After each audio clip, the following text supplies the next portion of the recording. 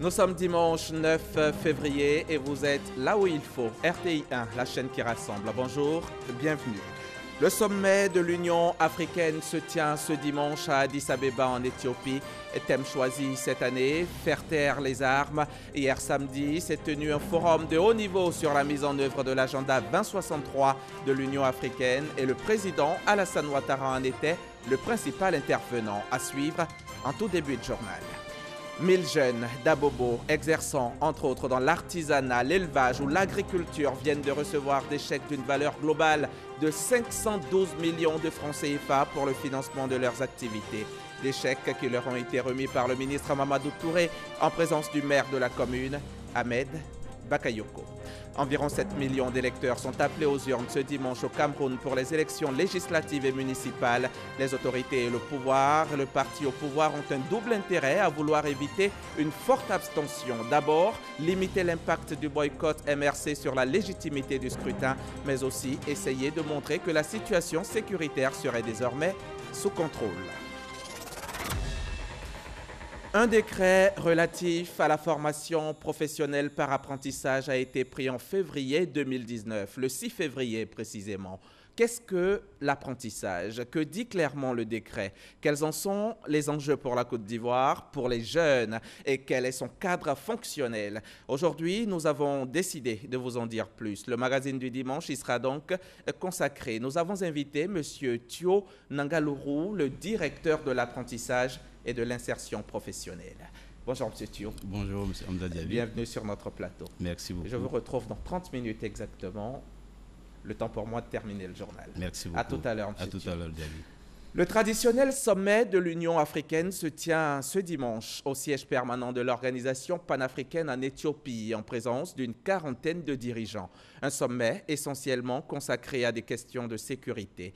Thème choisi cette année, faire taire les armes. Hier samedi, s'est tenu un forum de haut niveau sur la mise en œuvre de l'agenda 2063 de l'Union africaine et le président Alassane Ouattara en était le principal intervenant. Le reportage à Addis Abeba de Viviane Haïm. Organisé ce samedi au siège de l'Union africaine à Addis Abeba, le forum de haut niveau sur la mise en œuvre de l'agenda 2063 de l'Union africaine avait pour principal intervenant le chef de l'État ivoirien, le président Alassane Ouattara, désigné pour être le champion ou chef de file pour la promotion et le suivi de la mise en œuvre de l'agenda 2063. Mais au fait, qu'est-ce que l'agenda 2063 ?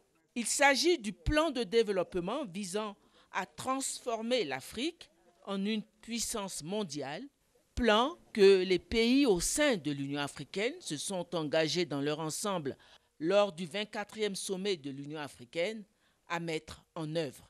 Ils se sont aussi fixé une échéance, réaliser ce plan de développement au bout de 50 ans, d'où l'échéance 2063. Ce plan de développement comporte des projets phares qui vont lancer l'intégration du continent africain. 2013 et 2020, en 7 ans, quel est l'état d'avancement de ces différents projets intégrateurs? L'intervention du champion désigné par l'Union africaine pour le suivi de la mise en œuvre de l'agenda 2063 était donc très attendue.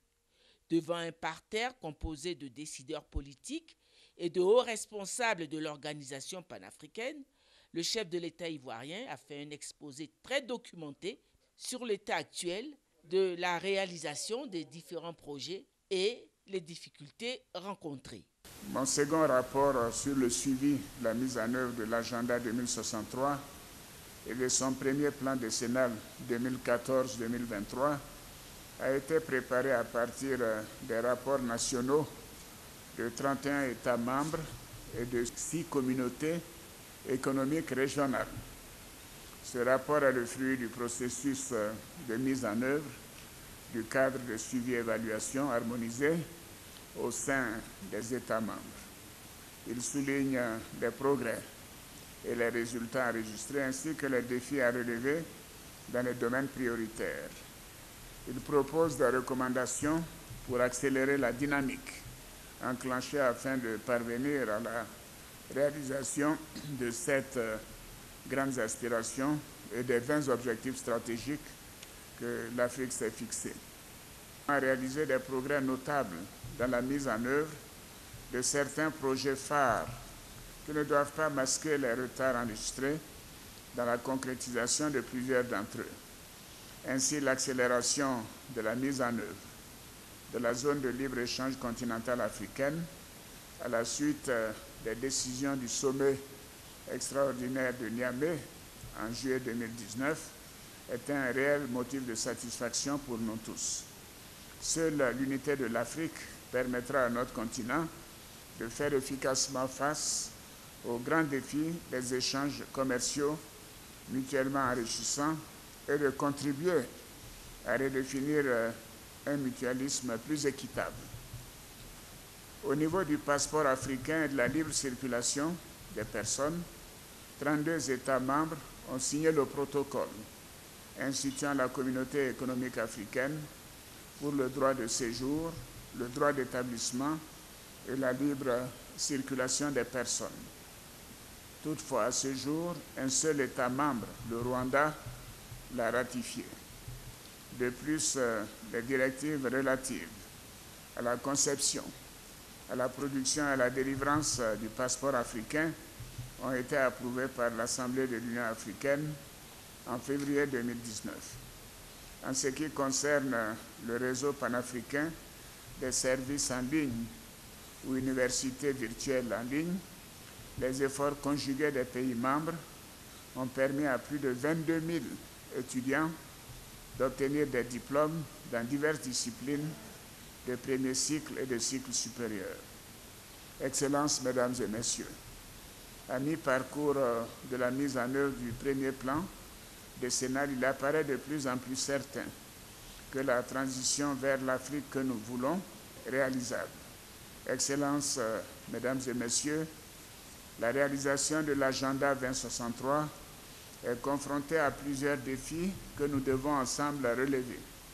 Il s'agit premièrement des difficultés liées à la faiblesse de nos systèmes statistiques, de la faible mobilisation des ressources financières, 3, des disparités dans les niveaux de maturation et de mise en œuvre entre les projets phares, en raison notamment de la non-disponibilité des financements, l'absence d'études de faisabilité, l'insuffisance de personnel qualifié ou d'équipes de projet et la non-ratification par certains États membres qui demeurent des défis importants à relever, des lenteurs dans la communication autour de l'agenda 2063, sa vulgarisation et son appropriation par le gouvernement et au sein des États membres. Exposé très applaudi et qui vient conforter sur la détermination et l'engagement de la nouvelle vague des chefs d'État africains tournés vers le progrès, de faire de l'Afrique une puissance économique et un continent respecté dans le monde. Notons qu'au siège de l'Union africaine, le président de la République, Alassane Ouattara, a eu un entretien en tête-à-tête avec le secrétaire général de l'ONU, Antonio Guterres. En marge de ce 33e sommet ordinaire de l'Union africaine, le président de la République, Alassane Ouattara, a pris part au dîner de haut niveau des leaders africains pour la nutrition. Le chef de l'État a mis en exergue les efforts de la Côte d'Ivoire en matière de lutte contre la malnutrition, à travers notamment la création d'un Conseil national pour la nutrition, l'alimentation et le développement de la petite enfance et l'ouverture en mars 2019 du CERFAM, le Centre d'excellence régional contre la faim et la malnutrition. Nous reviendrons sur ce dîner ce soir dans le 20h qui vous sera présenté par Marie-Laure Ngoran. En attendant, on rentre en Côte d'Ivoire, direction la capitale Yamoussoukro, au centre du pays. Sur place, le président du Sénat a ouvert cette semaine les portes de son institution à l'ambassadeur de Suisse en Côte d'Ivoire. Jeannot, Ahoussou Kouadio et Anne Lougon-Moulin ont parlé essentiellement coopération. Kader Sogodogo nous en dit plus. Son Excellence Anne Lougon-Moulin dans les locaux du Sénat ivoirien à Yamoussoukro. Une visite au président du Sénat, Jeannot Ahoussou Kouadio. Un entretien d'une quarantaine de minutes qui a trait au renforcement de la coopération entre la Côte d'Ivoire et la Suisse. Nous sommes dans la continuité.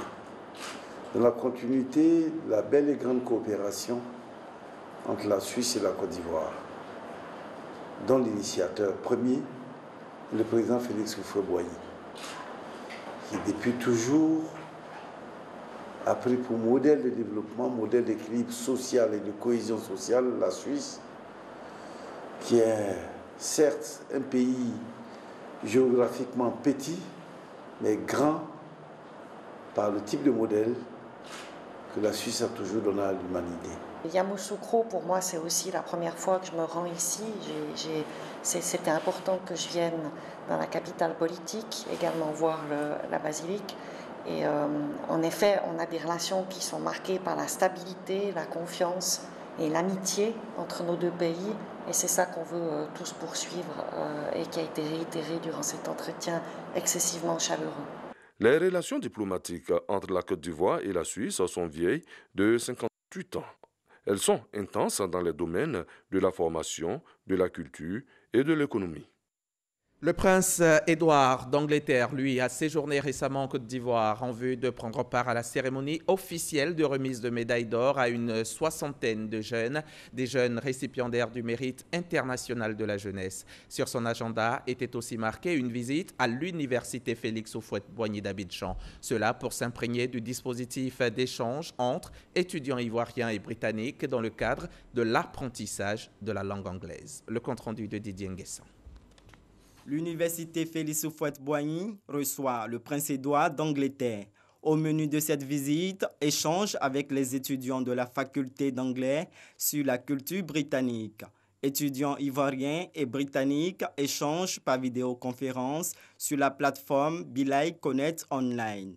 Le prince Édouard s'est dit honoré de l'intérêt des jeunes apprenants pour la langue anglaise qui présente une réelle opportunité pour eux. Autre étape de la visite, un planting d'arbres au Centre national floristique en compagnie de Richard Donvaï, ministre des Eaux et Forêts. Occasion pour le prince Édouard de découvrir les 60 000 spécimens de plantes qui y sont conservés, des richesses originaires de toutes les végétations de Côte d'Ivoire, un enjeu important pour ce conservatoire et pour les responsables de l'université Félix Houphouët-Boigny. Aujourd'hui, avec le péril que subit la biodiversité, l'enjeu de cette visite, c'est que nous focalisons les caméras du monde entier sur notre espace de conservation pour que cet espace soit vulgarisé, j'allais dire, au niveau national et international.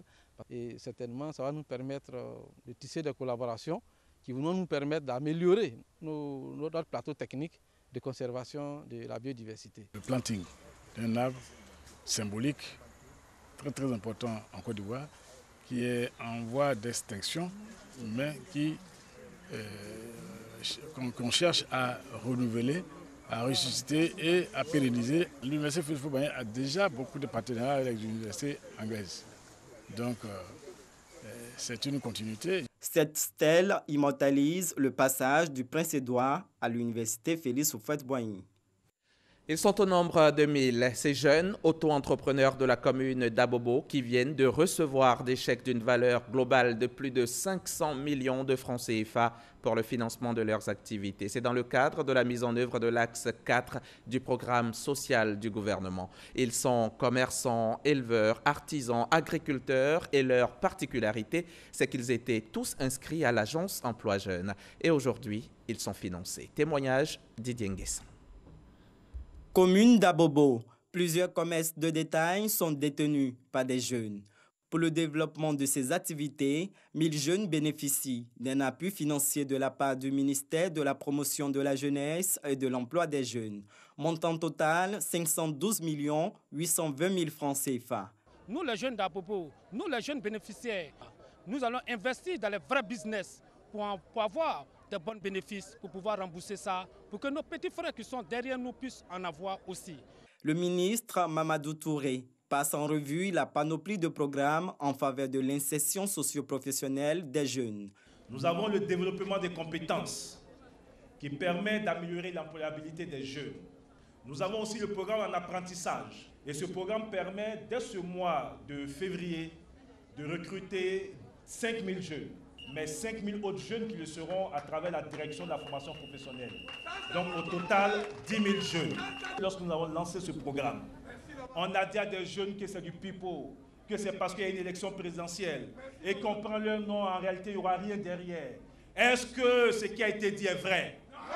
Le maire d'Abobo, Ahmed Bakayoko, président de la cérémonie, exhorte les bénéficiaires à bien gérer ces financements. Vous devez travailler à rembourser cet argent pour que du remboursement, on puisse augmenter la dotation pour servir d'autres jeunes.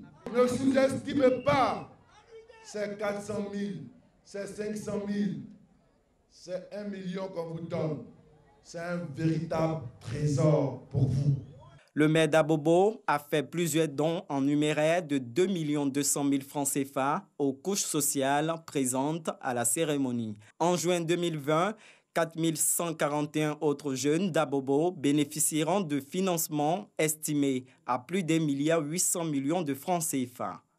Et ce sont tous les jeunes de Côte d'Ivoire qui sont concernés par ce projet Agir pour les jeunes phase 2.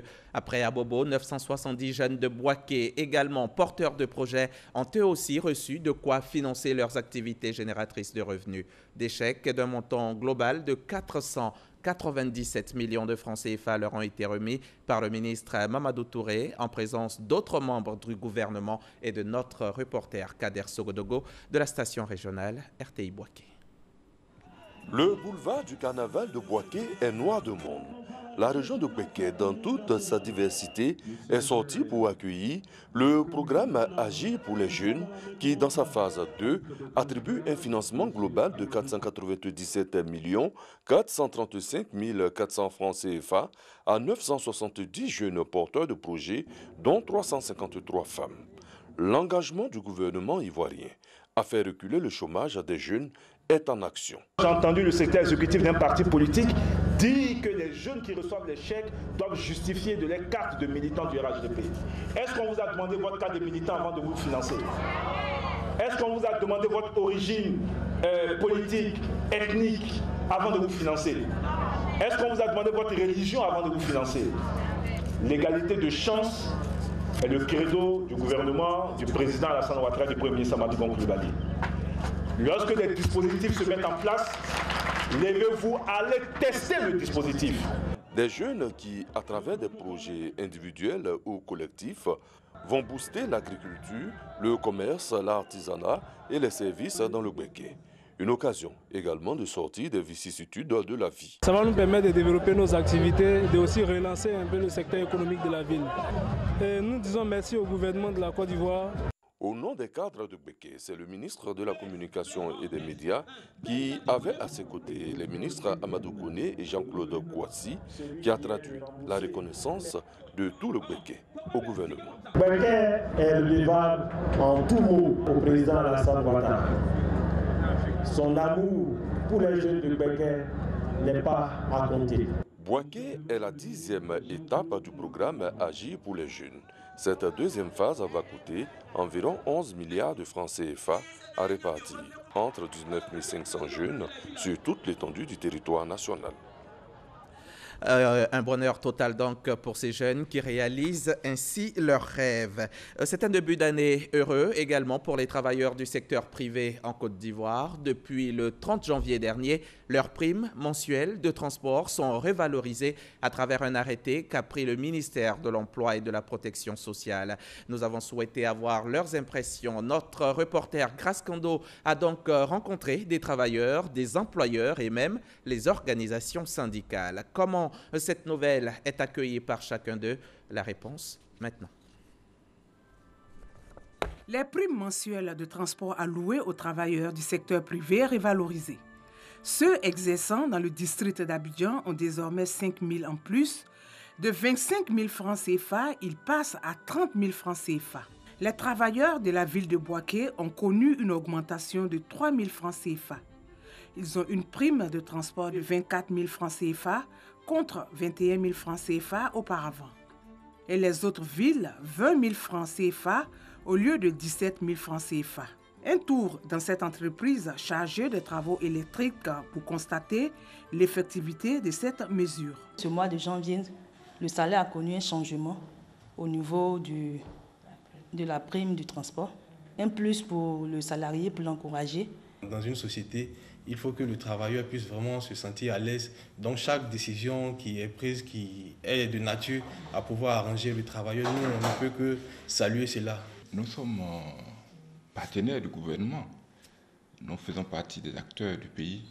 Donc c'est normal qu'on applique tout ce que le gouvernement décide. Dans la rue, les travailleurs se prononcent aussi sur cette mesure. L'augmentation de la prime est bienvenue parce qu'à Abidjan, pour se déplacer, c'est difficile. Et si le gouvernement a pensé à nous, c'est une très bonne chose. Le transport est trop cher. Nous augmenter de 5 000 sur la prime du transport, c'est une bonne chose. Mais en fait, il faut que l'employeur aussi s'exécute. Les organisations syndicales saluent aussi cette mesure prise par le gouvernement. Cet accord qui a été signé, là, ça concerne toutes les entreprises. Mais aussi, il y a des entreprises qui étaient largement au-dessus de ce taux-là. Cette mesure aussi les concerne. Ils n'ont pas à dire que, comme nous, on était déjà largement au-dessus, on n'y paye pas. Ça concerne tout le monde. Le gouvernement a pris la mesure, vraiment, elle est salutaire. Le gouvernement est non seulement patron, parce qu'ils sont employeurs de ressources importantes de personnes, mais ils sont aussi la puissance et la force publique, qui est sa force régalienne. C'est-à-dire l'ensemble des centrales syndicales qui ont participé, contribué, qui ont conçu ce projet qui aujourd'hui a pu voir le jour à la satisfaction de l'ensemble des travailleurs, et j'allais dire à la satisfaction de toute la Côte d'Ivoire. La mesure de valorisation de la prime de transport s'applique aux travailleurs dont le contrat est régi par la loi portant Code du travail. L'arrêté a été signé par le ministère de l'Emploi et de la Protection sociale le 30 janvier dernier. Et Gilbert Kafana Koné, lui, s'emploie à assainir sa commune et surtout à offrir des alternatives à ses administrés. Le député maire de Yopougon a initié des projets à l'intention des populations de sa commune, notamment des centres artisanaux, culturels, un marché fruitier et autres espaces dédiés au commerce sont en voie d'être réalisés. Le point avec Sephora Zegui. La commune de Yopougon possède désormais 12 complexes socio-sportifs dédiés à la jeunesse, une réalisation du maire Gilbert Kafana Koné qui se veut désormais plus proche de sa population. Des espaces multisports très appréciés par les populations qui exprimaient un fort besoin en infrastructures. Ces espaces n'existaient pas. Ça va permettre à la jeunesse de se... La nuit, on avait besoin de ça vraiment. Un terrain de basket, un autre espace aussi qui vont pour faire quelque chose d'autre. Donc, il n'y aura plus de discours. Et à chaque fois, quand nous on doit jouer ballon, les gens doivent faire une manifestation à tout le monde. De la manière il a scindé les trucs là bien. Donc, moi, ça me plaît beaucoup. La municipalité ne compte pas s'arrêter à ces infrastructures sportives. Les mois à venir, un espace aménagé pour la commercialisation d'appareils téléphoniques et électroménagers d'une superficie de 2418 m², un centre culturel de 2000 m², un centre artisanal de 1800 m² et un espace dédié aux coiffeuses verront eux aussi le jour. Notre ambition, c'est de changer la physionomie de la ville. Mais pour changer la physionomie de la ville, il faut donner envie aux gens d'y venir et d'y vivre et d'exercer des métiers. À travers tous ces projets d'assainissement et d'embellissement de la commune de Yopougon, Gilbert Kafana Koné veut délocaliser et installer les commerçants qui occupaient le domaine public sur un même site de sorte à désengorger les marchés de la commune. À Malin et demi, comme on dit. Des trafiquants de drogue se croyant plus rusés viennent d'être découverts par les agents de la direction régionale des douanes d'Abengourou. Leur supercherie n'a pas fonctionné. Pour tromper la vigilance des douaniers, ces individus avaient choisi d'introduire leurs marchandises illicites dans les doubles fonds d'un camion, mais c'était peine perdue. Retour sur leur interpellation avec Jean-Jacques Kouaméala. 1652 plaquettes de cannabis équivalent à environ 3 tonnes saisies par les douanes dans un camion au corridor d'Abengourou à destination d'Abidjan. Malgré la ruse des trafiquants, ils n'ont pu échapper à la vigilance des agents des douanes. Vous avez un camion plateau qui se présente avec un conteneur de 40 pieds qui est vide, dont les battants sont ouverts. Donc a priori, il n'y a aucune présence de marchandises. Donc comme ils ont été aguerris au regard des informations qu'on leur communique très souvent et des expériences des autres services, ils ont jugé utile d'approfondir le contrôle. Nous avons transféré le conteneur au port à l'effet de faire un passage au scanner. Donc le passage au scanner a relevé la présence des marchandises suspectes. Nous avons procédé à l'ouverture du fond Et l'ouverture du fond nous a donné le résultat qui est le suivant, c'est-à-dire c'est du cannabis qui est à l'intérieur. Le camion immatriculé au Mali contenant du cannabis a été intercepté le 31 janvier dernier lors d'un contrôle de routine des agents des douanes. On revient à Abidjan, dans la commune d'Abobo précisément, qui a abrité récemment la 9e édition du Festika, le festival culturel et des arts d'Abobo. Concours de beauté, concours de danse, prestations d'artistes et de nombreux autres jeux, voilà, qui ont ponctué ce festival initié par Kunta Mader, animateur producteur à la RTI. Témoignage connu par Gassoro, reporter à la RTI. Complexe sportif d'Abobo. Lieu choisi pour le Festival culturel et des arts d'Abobo Festika 2019. Cette 9e édition avait pour thème « Non aux migrations clandestines ». Objectif, sensibiliser les populations en général et la jeunesse en particulier contre ce phénomène qui endeuille de nombreuses familles. Une initiative de l'animateur de la radio Fréquence 2, Kunta Mader. Tout le monde a le talent, mais peu de gens ont la passion. Or, rien de grand ne se fait sans passion. Non à l'immigration clandestine. J'invite tous les jeunes à rester ici en Côte d'Ivoire, se battre pour réussir, car notre pays est le pays de tous les espoirs. Le message du commissaire du Festika, appuyé par les artistes qui n'ont pas manqué de saluer l'initiative.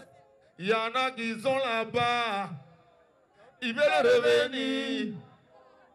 Ça ne va pas, mais ils ne savent pas comment revenir. Et il y en a qui sont ici, ils veulent s'en aller. Oh, oh. Ils ne savent pas ce qui les attend, ils veulent s'en aller. Oh, oh. Kabako. Nous voulons interpeller nos frères pour leur dire qu'ici aussi, on peut réussir. Il n'y a pas de raison de vouloir aller de l'autre côté obligatoirement. Parce que même là-bas, il y a des gens qui souffrent, qui n'ont pas encore trouvé une solution à leurs questions.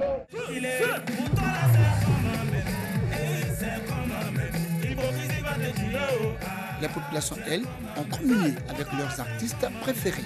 Elles n'ont pas boudé leur plaisir. Si on a ce genre de trucs ici, en tout cas, ça nous fait du bien. N'ayez pas peur d'Abobo. Depuis hier, je suis là. Mes enfants étaient ici avec tonton Bouba. Et même aujourd'hui, je suis là.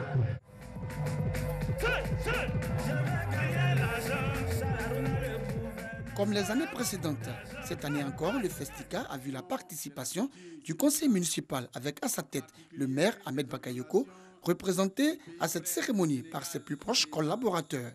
Ils ont encouragé et félicité les organisateurs avant de leur traduire tout le soutien du premier magistrat de la commune. Je voudrais engager les jeunes de la commune d'Abobo à être attentifs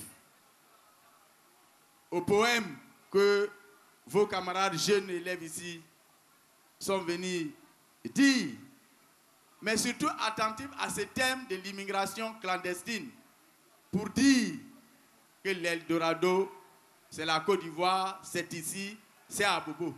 Cette année, la communauté sénégalaise était à l'honneur. Elle était représentée par son consul général. Festika, c'est aussi les jeux, le concours Miss et la danse, mais également l'exposition des œuvres d'art.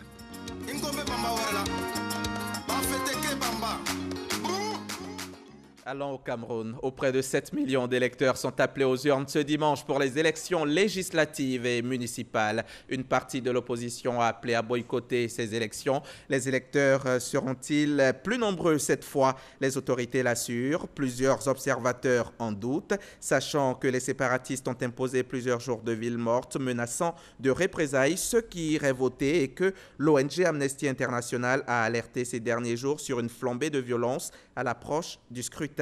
Ces élections interviennent dans un contexte marqué par la persistance des défis sécuritaires dans le nord du pays avec la lutte contre la secte djihadiste Boko Haram. Comment optimiser le fonctionnement du secrétariat d'État chargé du renforcement des capacités? Voilà le défi à relever pour cette année 2020. Et pour y arriver, le personnel du secrétariat d'État est à l'école coréenne. Il s'agit de s'inspirer du modèle coréen, un pays qui a fait ses preuves dans le domaine du renforcement des capacités. On en sait plus avec Mamadou Kwasi. Du statut de secrétariat national à celui de secrétariat d'État au renforcement des capacités depuis septembre 2019. C'est une évolution qui nécessite une mise à niveau. L'idée de cette formation est de permettre à tous les agents du secrétariat d'État de mieux comprendre la problématique du renforcement des capacités. Pour y arriver, l'institution fait appel à des experts coréens. Je suis particulièrement très touchée par les réactions des directeurs ivoiriens parce que j'ai visité plusieurs pays, j'ai tenu plusieurs conférences pareilles et je crois qu'avec ce comportement, je crois que les capacités des Ivoiriens seront renforcées à vitesse très croissante. Il était important que nous regardions ensemble les modèles qui nous semblent les plus adaptés si on veut atteindre les performances économiques. Le modèle coréen nous semble vraiment un modèle indiqué, un modèle qui peut inspirer l'Afrique. Et c'est pour ça, pour cette activité de team building, c'est une occasion de partage. Des experts coréens sont là et qui vont échanger avec nos collaborateurs, les experts nationaux, pour qu'ensemble nous puissions définir l'approche en termes de capacité humaine nécessaire à accroître notre performance, à accroître les performances du secrétariat d'État. L'État de Côte d'Ivoire, l'administration publique, le secteur privé et la société civile sont les cibles privilégiées vers lesquelles le secrétariat d'État au renforcement des capacités aura déployé son expertise. Et on passe au magazine du dimanche, votre rendez-vous hebdomadaire que vous êtes chaque jour plus nombreux à suivre. Aujourd'hui, le sujet, c'est la formation par apprentissage. Qu'est-ce que c'est exactement? Notre invité du jour nous le dira. Il nous a rejoint en plateau, le directeur de l'apprentissage et de l'insertion professionnelle, M. Thio Nanga Loro. Monsieur Thio, alors, dites-nous tout de suite d'entrée de jeu, qu'est-ce que l'apprentissage? Permettez-moi de déjà remercier Madame le ministre de l'Éducation nationale, de l'enseignement technique et de la formation professionnelle et le secrétaire d'État, le docteur Brice Kwasi, qui ont bien voulu nous envoyer sur ce plateau pour parler à la nation de ce dispositif important. C'est une nouvelle modalité de formation qui est en train de se déployer dans le dispositif de formation professionnelle, qui est beaucoup plus centré sur l'apprentissage du métier. L'exercice du métier auprès d'un tuteur en entreprise. En Côte d'Ivoire, nous sommes en train de déployer la modalité duale. Il s'agit d'étendre la formation sur 2 lieux de formation.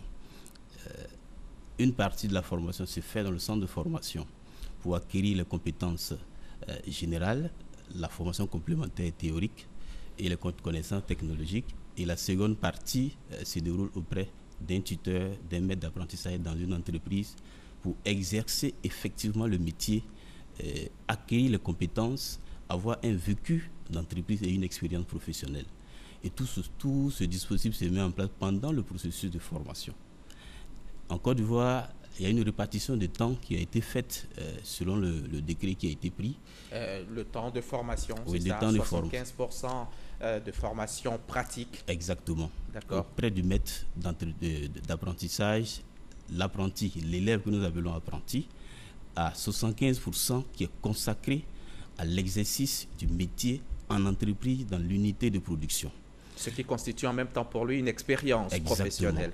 Et cette expérience du temps de formation est comptabilisée comme une expérience professionnelle sur son CV.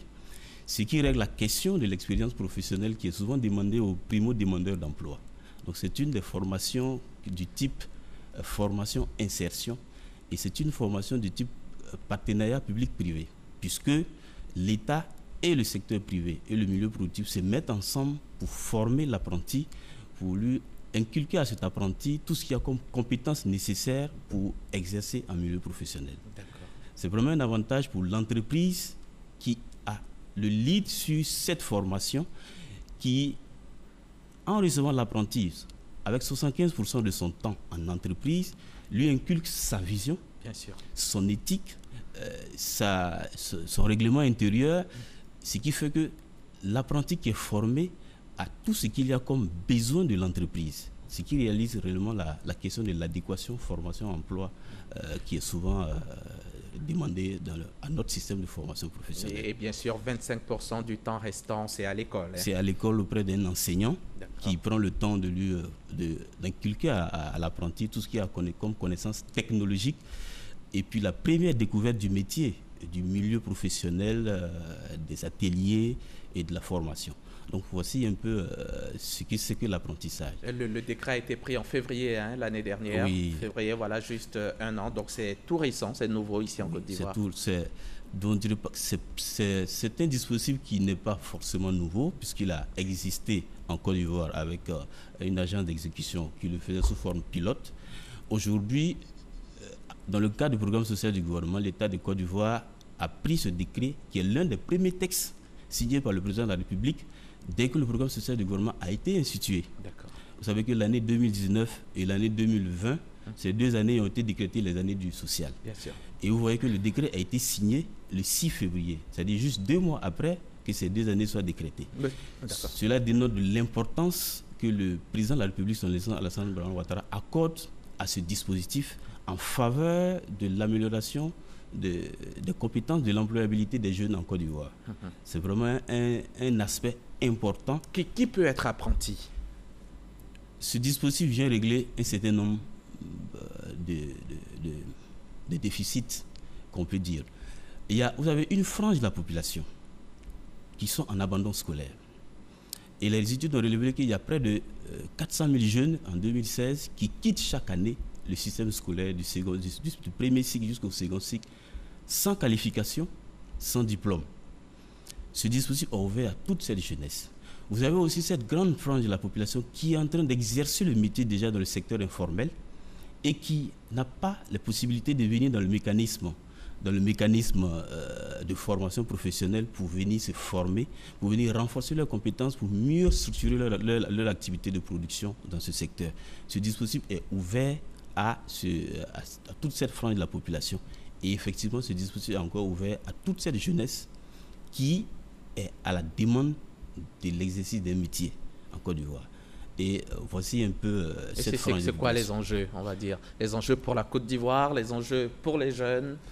Pour les jeunes, les enjeux sont très importants.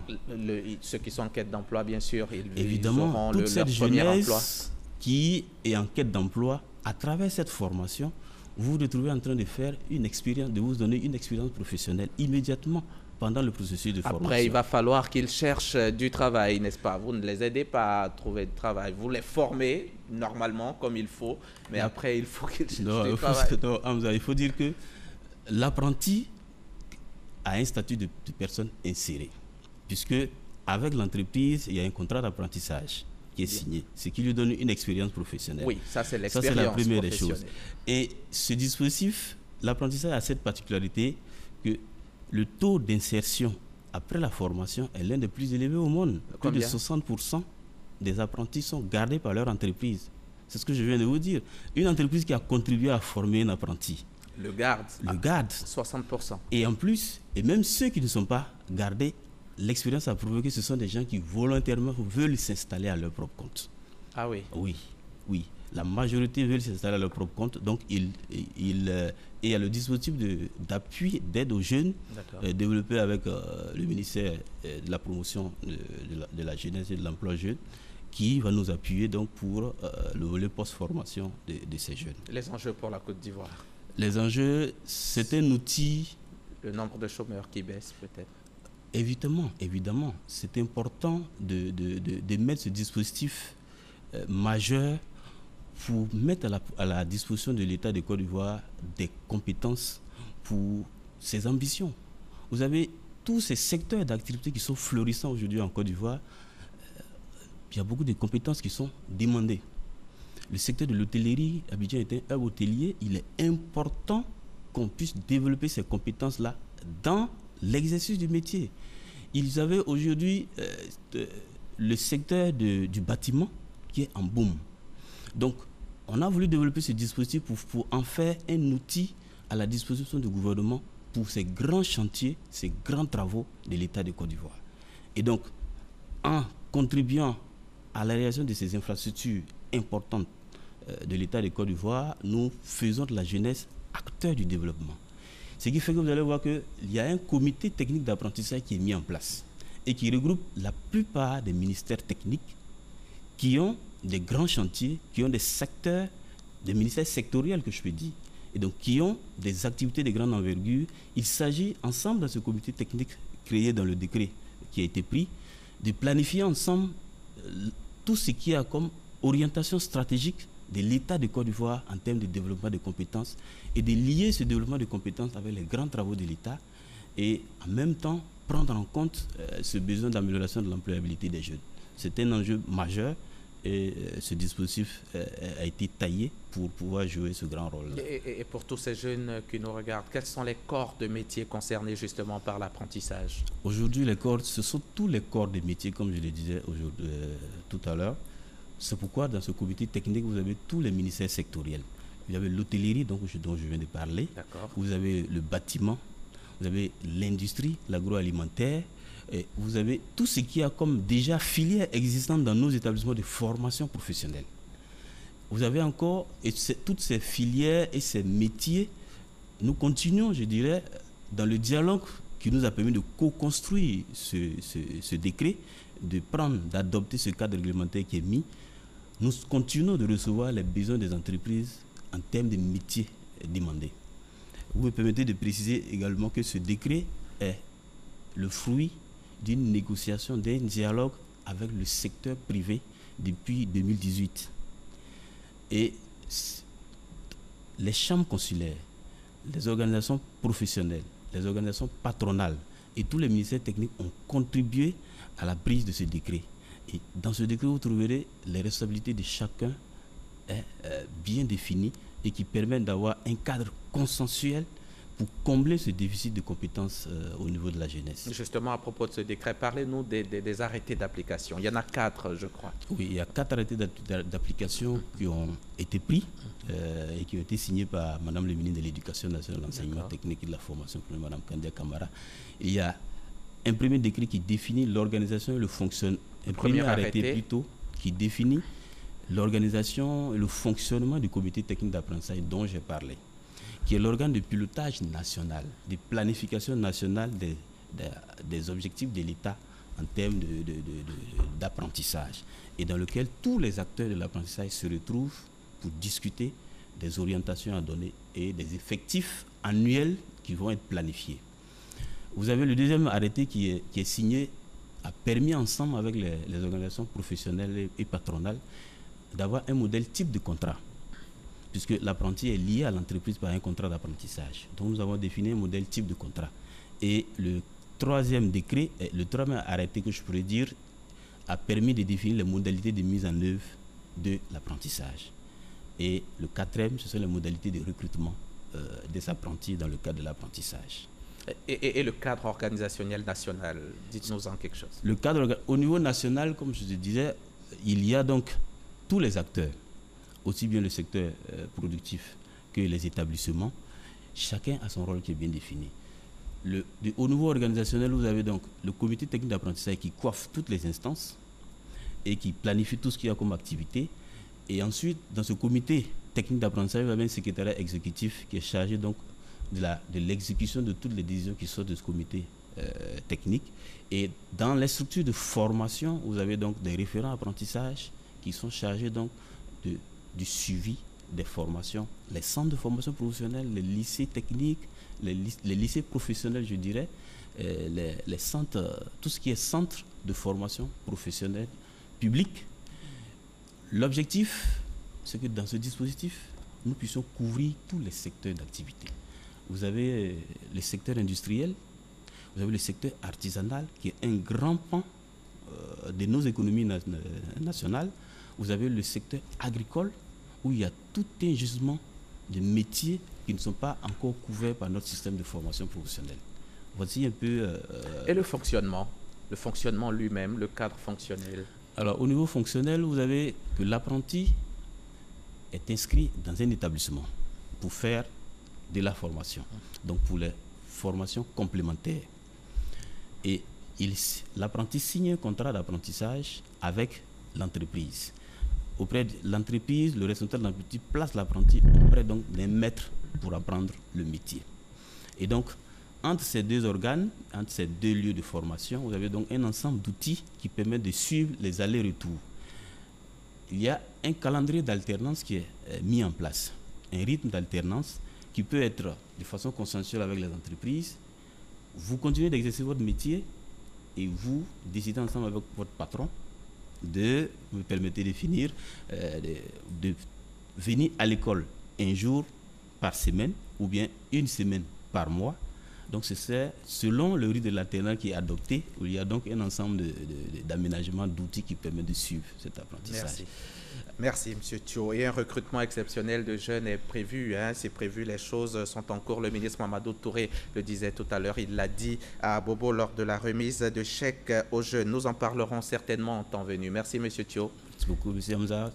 10 secondes. Juste dire que le secteur informel qui a pour mode de formation l'apprentissage, aujourd'hui, nous avons une possibilité d'ouvrir ce dispositif sur ce secteur-là qui permettra un décollage réel de l'économie de la Côte d'Ivoire. Merci. Merci beaucoup. Monsieur Thio Nangaluru, le directeur de l'apprentissage et de l'insertion professionnelle, vous êtes venu nous en dire un peu plus sur la formation par apprentissage. Merci encore d'avoir répondu à notre invitation et à très bientôt. Quant à vous, chers téléspectateurs, vous pourrez revoir ce magazine sur RTI Mobile et sur rti.ci. Merci de nous avoir suivis. Merci de nous faire confiance et bon dimanche sur la chaîne qui rassemble.